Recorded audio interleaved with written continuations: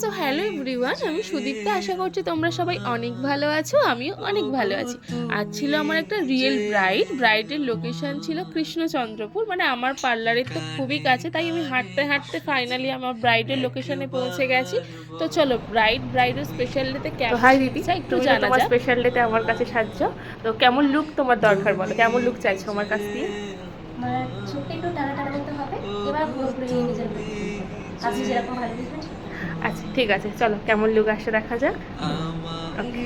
তো তোমরা তো শুনেই নিলে আমার ব্রাইড তার স্পেশাল ডেতে কেমন লুক চাইছে, তো সেই মতো আমি তো কাজ শুরু করে দিয়েছি। আর জানোই আমার ব্রাইড কিন্তু একজন মেকআপ আর্টিস্ট, তো একজন মেকআপ আর্টিস্ট হয়ে আর একজন মেকআপ আর্টিস্টকে তার স্পেশাল ডেতে রেডি করা একটু তো ভয় লাগে।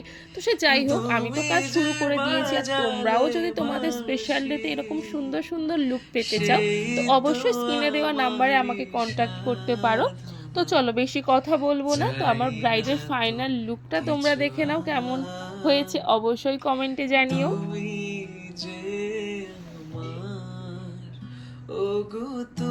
তো তোমরা তো দেখলে আমার ব্রাইডের ফাইনাল লুক, তো আমার ব্রাইডের কেমন লাগলো সেটাও তোমরা একটু শুনে নাও।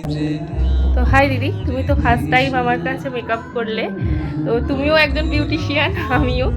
তো তোমার কেমন লাগলো বলো আমার কাজ? সত্যি বলতে আমি ভাবতে পারিনি যে এতটা সুন্দর আমার হবে। আমি নিজেই নিজেকে চিনতে পারছি না, এতটাই সুন্দর হয়েছে এবং চৌকিটা খুবই সুন্দর হয়েছে। মনের মতো হয়েছে তো, একদম, যেমন চেয়েছো? যেরকম চেয়েছি তার থেকে দ্বিগুণ হয়েছে। Thank you so much. তো তোমরা তো শুনেই নিলে আমার ব্রাইডের তার স্পেশাল ডেতে সাজটা তার কেমন লাগলো, আর তোমাদের কেমন লাগলো অবশ্যই কিন্তু একটা লাইক আর কমেন্ট করে জানিও। Thank you.